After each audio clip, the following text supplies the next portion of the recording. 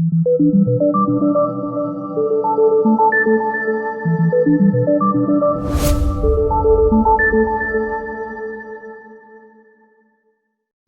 pemirsa, hari ini saya akan bicara tentang masalah gempa bumi, bidang hukum yang kata Prof. Mahfud itu gempa ya, bukan gempa lagi, tsunami kalau menurut saya ini, sudah tsunami.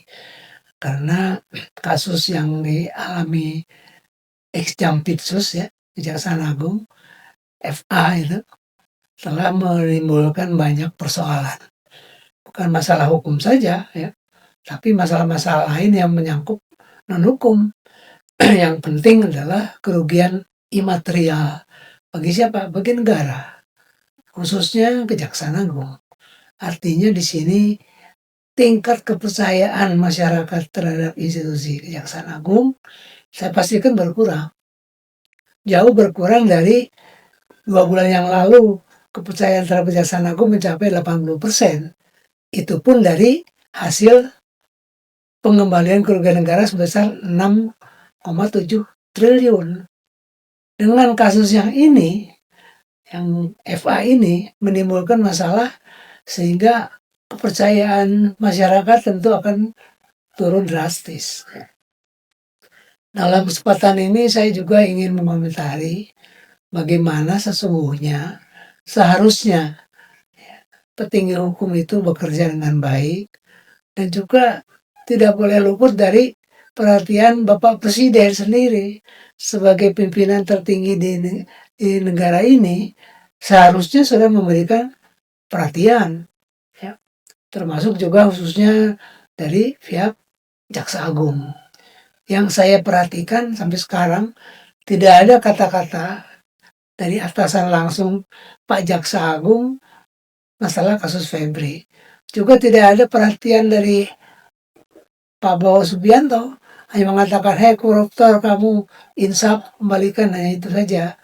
Tapi tidak terkait masalah kasus Febri.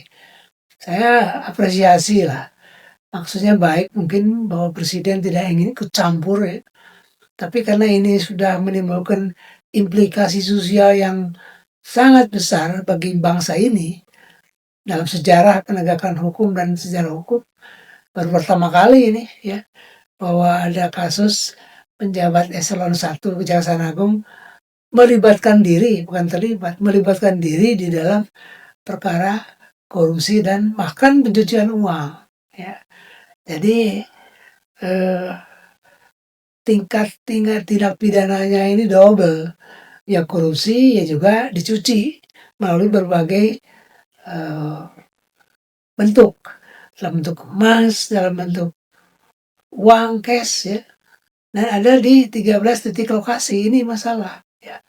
Saya kira Kortas Tipikor belum selesai ya melakukan penggeledahan ini. Pendapat saya, perkiraan saya belum selesai. Tapi kemudian bukan dilimpahkan, diserahkan kepada Kejaksaan Agung. Jadi ada komentar dari Prof. Mahfud bahwa itu keliru secara hukum. Ya kalau secara hukum memang demikian ya. Memang harus pelimpahan dan harus sudah diperiksa orangnya, harus jelas P21-nya ya, P19, P20, tapi kemudian ini diserahkan. Saya bisa memahami ya sikap Kortas Tipikor ya, memahami tidak dalam konteks pekerjaan Kortas, tapi yang lebih luas karena ini menyangkut pejabat negara dan negara. Bukan main-main, pejabat eselon 1 yang tiap hari bekerja untuk memberantas korupsi, melakukan tindak pidana korupsi. Jadi ini juga mungkin ya, penyerahan dari Kortas ke Kejaksaan Agung itu mungkin juga ada hasil kompromi antara Kejaksaan Agung dan Polri. Juga mungkin ya, mungkin juga ada pengaruh dari petinggi lain di negeri ini. Yang tidak perlu saya sebutkan juga lah ya. Tapi hal ini sudah terjadi berpuluh tahun belakang. Setiap ada penegakan hukum yang menyangkut orang-orang tertentu di pemerintahan, apalagi jabatan dirjen atau menteri, selalu ada pengaruh, intervensi bahasa saya. Itu salah satu yang perlu disampaikan dalam kesempatan yang baik ini. Yang kedua yang penting lagi adalah bagaimana kita harus menelusuri sebetulnya apa yang dilakukan pemberantasan korupsi selama ini sudah cukup memenuhi syarat formil dan material, ya artinya memenuhi prosedur yang telah diatur dalam undang-undang dan juga memenuhi bagaimana hasilnya, ya dari hasil korupsi itu disita dan kemudian dilelang, itu yang penting yang masyarakat harus tahu. Ya, dalam hal ini saya ingin katakan bahwa karena kebetulan saya menjadi ketua tim Undang-Undang Tipikor tahun 99, jadi memahami betul mengapa harus ada ketentuan-ketentuan yang seperti diatur pasal 2 dan pasal 3, bagaimana eksekusi, bagaimana seharusnya bergerak ya. Salah satu yang sering saya perhatikan ya dari pihak penuntut umum, kejaksaan terutama, padahal selalu memaksakan tanda petik perkara yang sebetulnya bukan tipikor ansih, ya, hanya karena konflik kepentingan, hanya karena prosedur yang keliru, kemudian ada kerugian keuangan negara langsung serta-merta dianggap sudah dipenuhi tipikor, bukan itu maksudnya ya. Bahwa dalam pasal 2 atau pasal 3, baik unsur penyalahgunaan wewenang atau unsur perbuatan melawan hukum itu harus berkorelasi dengan adanya keuntungan yang diterima orang lain atau korporasi atau keuntungan bagi diri sendiri. Dan juga bagi negara ada kerugian, harus ada korelasinya, kelihatan, causal relationship-nya harus kelihatan ya. Dan yang paling doktrin hukum pidana yang mengatakan bahwa causal relationship itu ada 2, ada yang jauh, sebab yang jauh, ada sebab yang dekat. Doktrin menghendaki bahwa sebab kuasa kejahatan yang dekatlah yang harus dipertimbangkan, bukan yang jauh atau yang kira-kira apalagi. Ya, jadi itu penting ya. Kemudian yang kedua, ini juga harus jelas bahwa dakwaan terhadap seseorang yang melanggar Undang-Undang Tipikor itu ada 2 subjek hukumnya. Setiap orang bukan penyelenggara negara pasal 2, tapi pasal 3 adalah harus penyelenggara negara.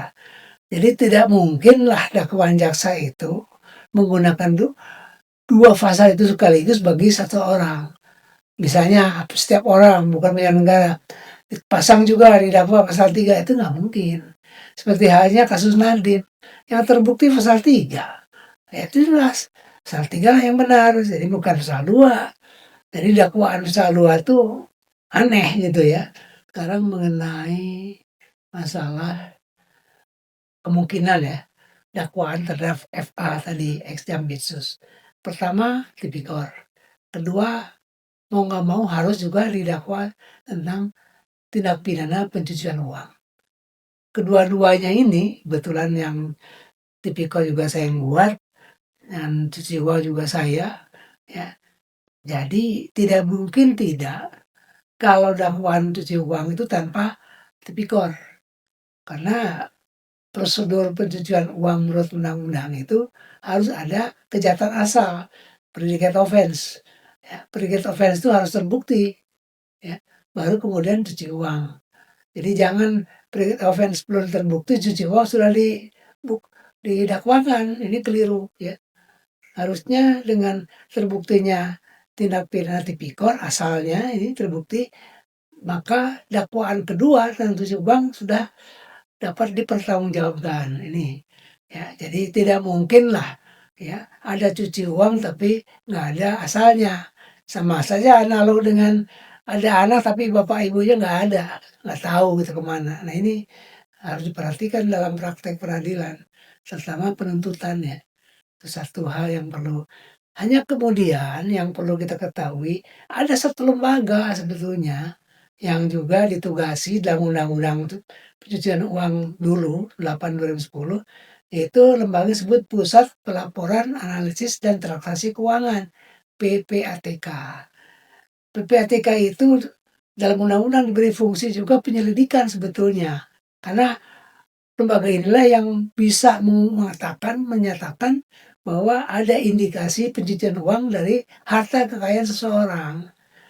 tanpa ada pernyataan formal seperti ini, tidak mungkinlah penyidik ya, penuntut menggunakan dakwaan pencucian uang. Nah, ini juga harus diperhatikan oleh termasuk para advokat, jaksa, dan hakim, bahwa lembaga PPATK ini adalah sentralisasi dari ya kewenangan awal pengusutan pencucian uang. Nah, PPTK ini ternyata yang saya tahu ya memang kurang diberdayakan oleh aparatur penegak hukum. Nah, nanti kemudian yang akan lebih berat lagi, berguna lagi kalau sudah ada undang-undang perampasan aset yang sekarang masih ya tarik ulur. Kalau itu ada, apalagi aset yang dirampas itu bermacam-macam. Aset kita, milik seseorang, atau ada aset yang memang tidak ada pemiliknya. Yang aset-aset yang ada di gudang bea cukai mungkin tidak ada pemiliknya. Nah, itu termasuk aset yang bisa dirampas. Nah, perampasan ini juga nanti akan terjadi bukan hanya melalui penuntutan pidana, lalu sita, dirampas, bukan itu yang selama ini dilakukan, tapi ada lagi kita anak penegak hukum bisa merampas aset tanpa penuntutan pidana yang namanya non conviction based forfeiture ya, itu ada di dalam undang-undang perampasan aset, diatur sedemikian rupa sehingga pada saatnya jaksa menerima informasi dari PPATK ada aset-aset seseorang yang begitu berlebih ya, kemudian tidak bisa dipertanggungjawabkan asal usulnya, maka jaksa bisa mengajukan perampasan aset melalui pengadilan negeri langsung ya, minta. Nah, pengajuan ini kemudian disertai dengan kewajiban pembuktian, beban pembuktian terbalik. Yang membuktikan harus si pemilik aset, bukan jaksa. Nah, kalau tidak bisa dibuktikan, ya dirampas. Nah, ini yang kemarin saya baca di berita anggota DPR mengkhawatirkan ada penyalahgunaan dalam praktek. Ya, kalau soal penyalahgunaan ya di mana-mana ada, pasti ada. Karena penyalahgunaan ini berkaitan dengan kekuasaan, kekuasaan berkaitan dengan kewenangan. Jadi kita harus paham bahwa sudah ada adigium sejak lama ini, bahwa hukum tanpa kekuasaan itu angan-angan, akan tetapi kekuasaan tanpa hukum anarki.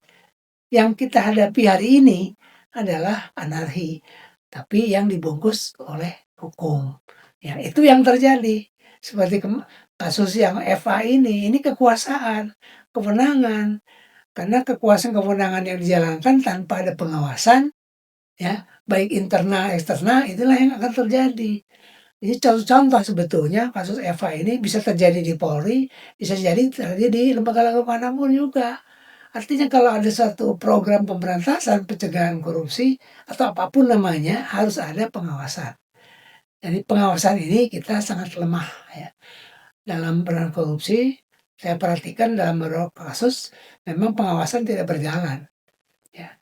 Pengawasan internal dari APIP, ya, dari birokrasi atau dari eksternal BPK, BPKP lemah. Ya. Demikian.